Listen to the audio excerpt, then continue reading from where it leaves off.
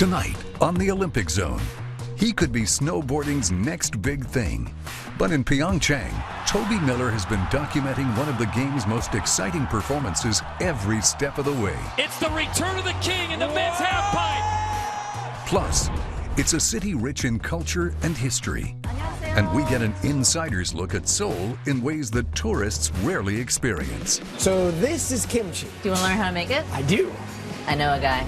And they have thrilled us, inspired us, and moved us. You can't script it any better than this. Relive some of the most memorable moments we've seen in Pyeongchang. Next on the Olympic Zone.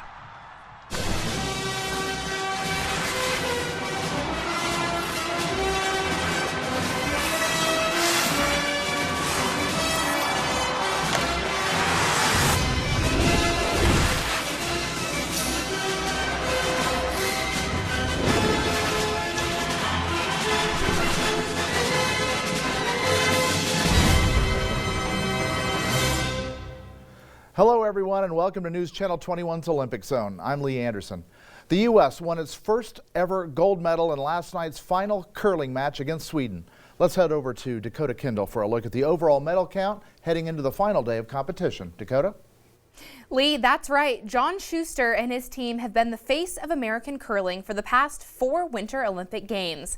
And last night, they finally captured that elusive gold medal. Norway's domination of these games continue as the Norwegians picked up a bronze medal to reach a total of 38. Germany sits in second place but is tied with Norway for gold medals at 13. Canada also reached double digits in the gold column. The U.S. and the Netherlands round out the top 5. Lee, back to you. As the Winter Olympic Games wrap up, let's head over to Mike Allen with a look at Team USA's very best moments. Mike? Lee, from fantastic finishes to emotional victories and everything in between, we've seen so much over the past 2 weeks from Pyeongchang. Here's a look back at some of the moments we'll remember.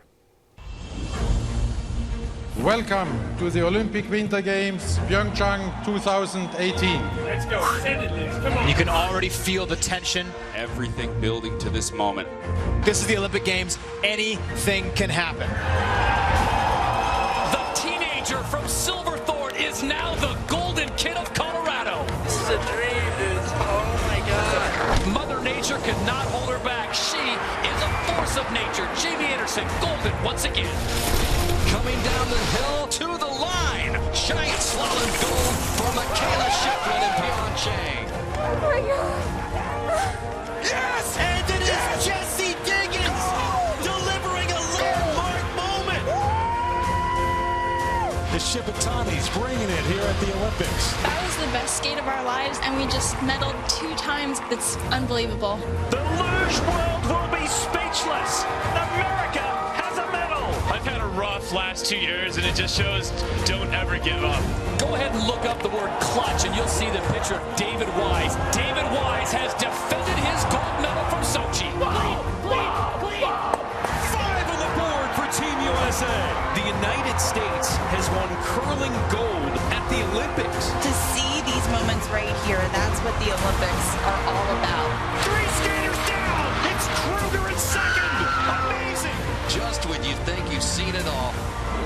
Brilliant. This has been her best run of the games, and Alana Myers-Taylor goes to the top. Chloe Kim is the future, inspiring women all over the world.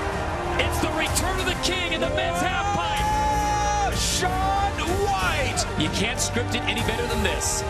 She deeps and scores! She is stopped!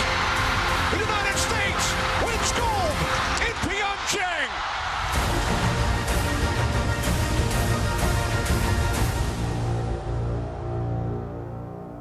And although this is our final Olympic Zone show of these games, coverage from Pyeongchang here on NBC is not over. Bobsled and figure skating are coming up tonight before the final day of competition and the closing ceremony to wrap things up tomorrow. Lee, back to you. It sure has been a whirlwind of Olympic Games, and people from all over the world tuned in to watch. Here's what a few people here in Bend had to say about their favorite events. Take a look. My favorite part of the Olympics right now as a local school teacher is hearing all of my kids get extremely stoked about the snowboarding, specifically Red Gerard. The figure skating was most exciting by far because of the faces that everyone was making and all the crazy jumps and flips and falling and sliding. I also thought the figure skating was really exciting. just because a lot of the tricks they do are like really impressive. Probably men's half pipe was super sick for both skiing and board, and then men's slope for skiing was super sick. Ben Ferguson from Ben did pretty well. The part that my son and I liked the most was the half pipe snowboarding. Obviously, Shaun White, you know, that was awesome. And be sure to tune in for the closing ceremonies. That'll be tomorrow afternoon at 5 o'clock. It'll be sick here on NBC. Still to come on the Olympic Zone, Gotti Schwartz got an inside look at how locals experience South Korea's capital city, Seoul. My name's Julia Mancuso. I'm a 4-time Olympic medalist. She's got gold, Julia Mancuso! Now, for the first time ever, I'm coming to the Winter Games as a spectator. From the mountains of Pyeongchang to the city of Seoul. This is Julia's best in snow. I've had an incredible time in South Korea. Here are some of my favorite memories. Mascot on a stick. I'm really nervous. Oh!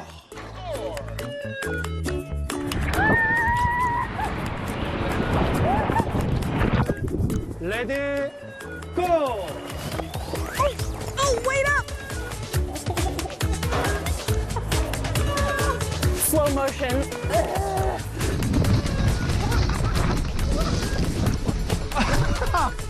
And that's it. See you at the next Olympics. As these games near the end, NBC's Gotti Schwartz set out for one more trip around South Korea's capital city. But not to see the usual tourist attractions. Take a look. In a city of more than 9 million people, the red and white Namsan Tower is one of the most recognizable sights in Seoul, and a good place to get your bearings. And so we are here with Jongga. She is a Korean American. Actually, I consider myself a Korean Texan. Korean Texan, and she's going to give us an insider's guide to Seoul. So where are we going? To the top.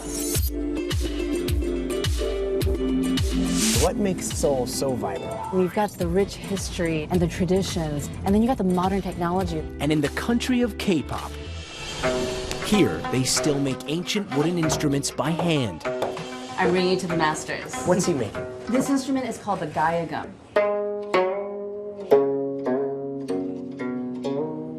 There's so much emotion in the sound.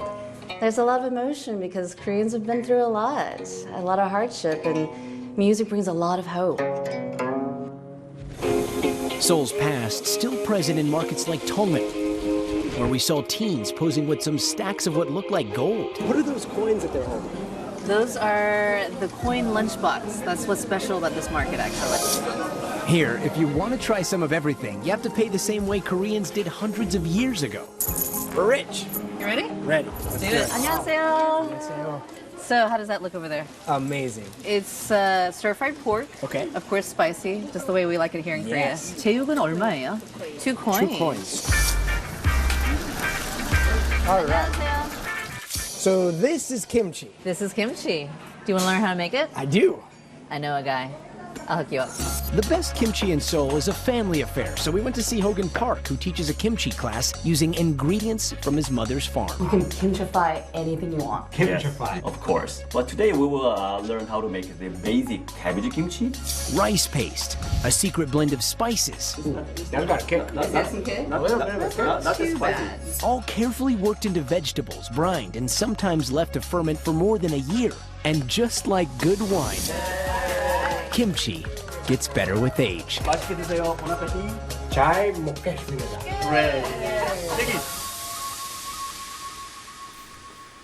Seoul hosted the Summer Olympics in 1988, which was, of course, followed by Beijing 20 years later.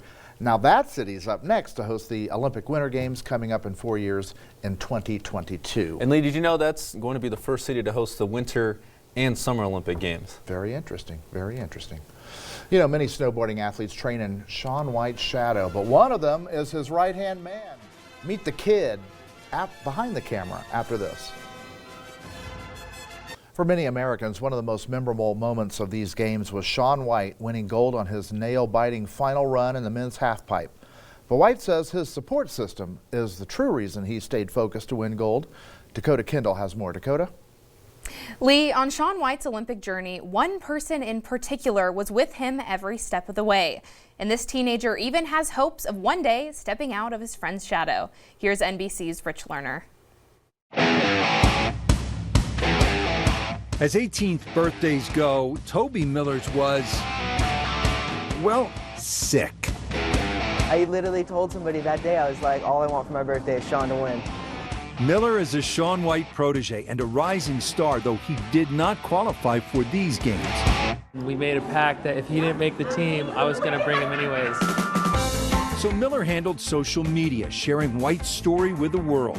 With a snowboarder's earthy fearlessness, as comfortable with the tools of millennial media as he is carving a swath into the side of a mountain.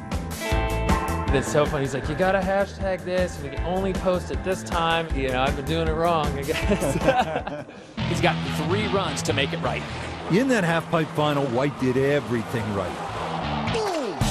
Miller felt the vibe early in the day. He was cracking jokes, he was smiling. The final's about to go down. I'm super excited. As soon as I saw that, I was like, today's going to be a good day. There have been lots of good days with White and his coach, J.J. Thomas, since they all met 7 years ago training in New Zealand.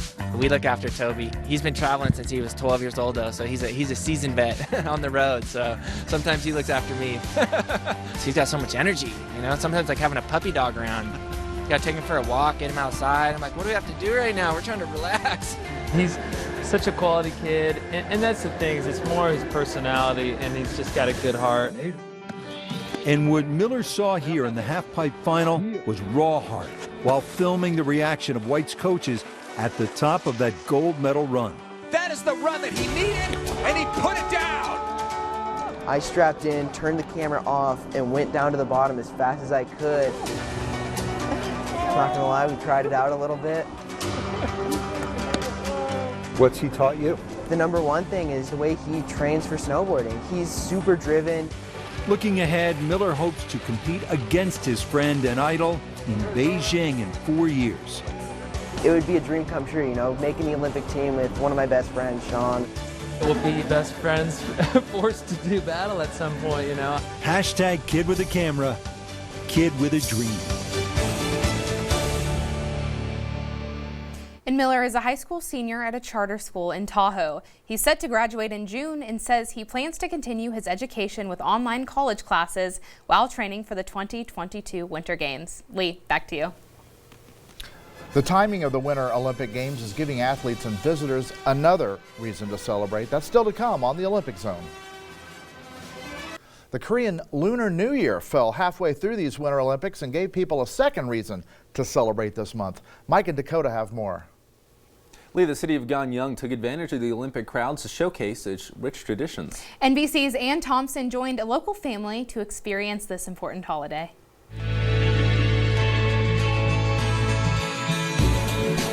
It is a practice more than 400 years old. The people in the coastal city of Gangneung welcoming the Lunar New Year, called Seollal, with a group bow, and all the trappings of a history that stretches back thousands of years.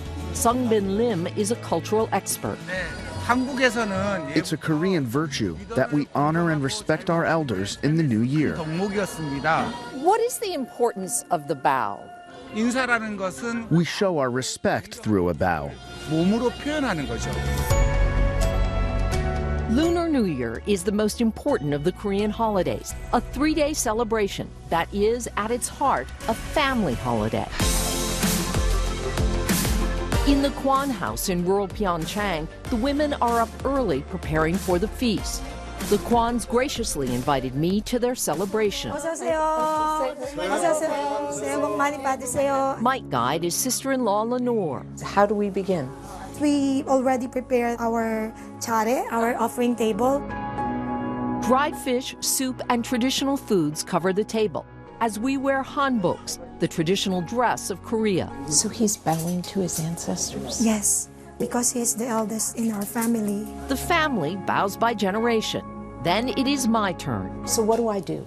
So first, you must offer the first full bow. After that, you offer the wine. That's good. Now it's the kids' favorite part. They pay respect to their living elders and in return get sebedon, New Year's money.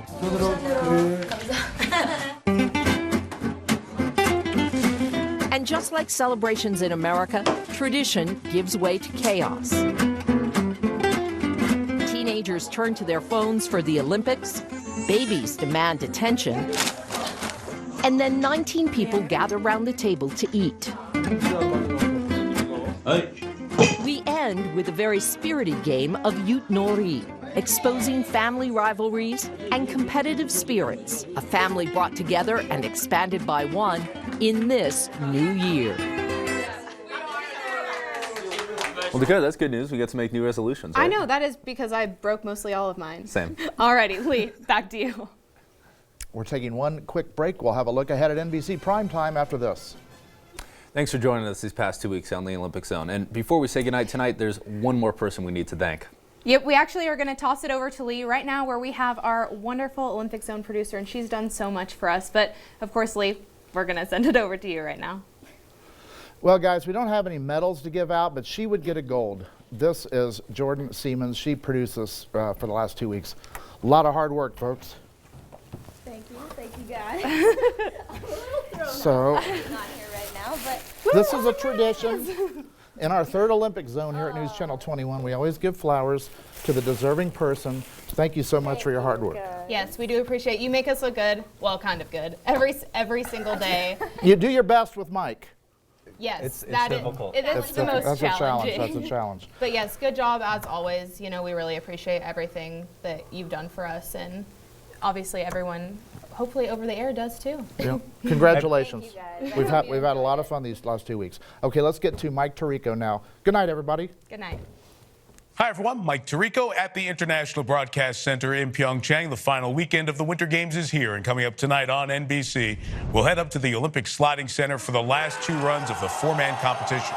Which sleds reaching speeds well over 80 miles per hour will come away with the medals? And in figure skating, we'll see the stars of Pyeongchang back on the ice one last time, a night of celebration with the figure skating gala. All that and more coming up tonight on NBC. But now, time to check the temperature for the Pyeongchang area. The current temperature in Pyeongchang is brought to you by the Nest Learning Thermostat.